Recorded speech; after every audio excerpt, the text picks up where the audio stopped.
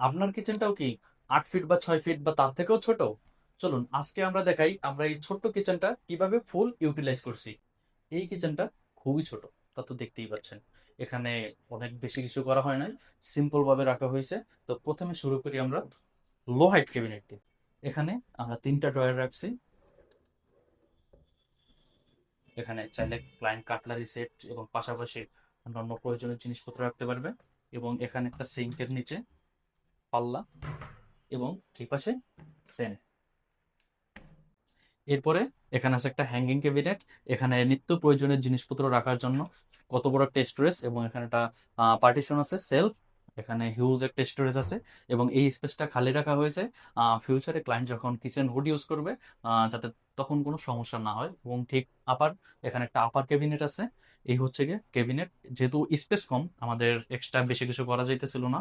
তারপরে এখানে আছে একটা স্পেস ছিল, এখানে আমরা একটা ফুল ইউটিলাইজ করার জন্য একটা ওপেন সেলফ রাখছি। এখানে ক্লায়েন্ট ছোট ছোট ডিব্বা মশলা টাইপ আইটেম এগুলো এখানে ইজিলি রাখতে পারবে। এই হচ্ছে এই একটা ছোট কিচেন আমরা কিভাবে ইউটিলাইজ করছি, এবং আহামরি বেশি কিছু করা হয় না, খুবই সিম্পলের ভিতরে রাখছি।